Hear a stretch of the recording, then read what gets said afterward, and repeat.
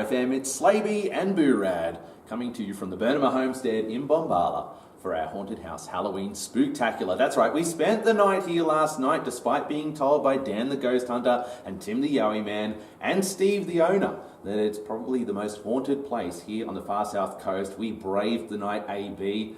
And we've got to say, Steve, he took us on a tour yesterday, but once the lights went out, he went from being tour guide Steve to prankster Steve. Oh. Yeah, the light switching off thing, not ideal. Not ideal, mate. I couldn't resist it. There was one part when we were going to bed, and I was sitting there doing some last-minute editing, and the lights went out, and AB's like, "What's that? Where'd the lights go out?" And then I just saw this creepy hand crawl in. Sorry, it was from far away. It was from far away. And turn the light back on. And then I called you a bluff. I was like, that's a person, right? I had to get you to jump at least once. And you did, so that was good. Yep. So that ghost was just Steve, it turns out. But was there any spooky happenings? I slept like a log, I got to admit. So I was sad. I didn't run into anything. I didn't bump into Miss Edwards or any of the servants that had been here at Burnima. What about you, AB? Yeah, see, I did get a bit scared when the piano thing happened. Also ended up being Steve and Brad combined prank on me. But there was something weird that happened, which was that I took a bunch of photos and videos and recordings on my phone. All of them are gone. Really? Everything's been deleted off my phone. It's similar to the filming during the evening as well. One of the phones went off, didn't it? Yeah. Just went dead. Yeah.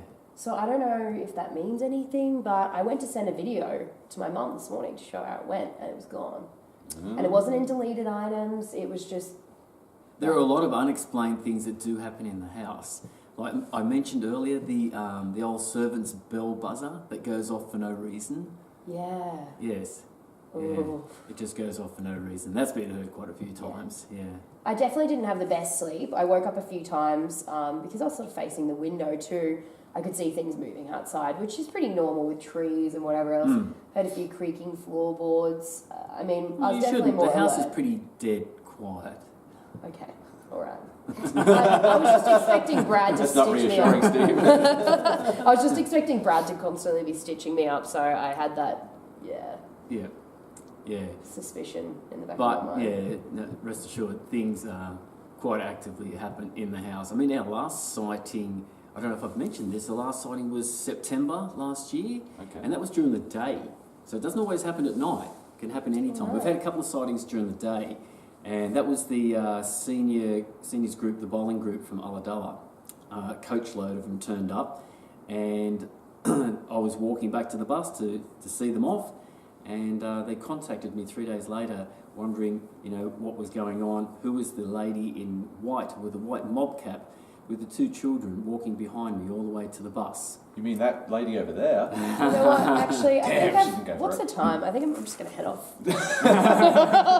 Oh, look, I actually need to be careful who's walking behind you.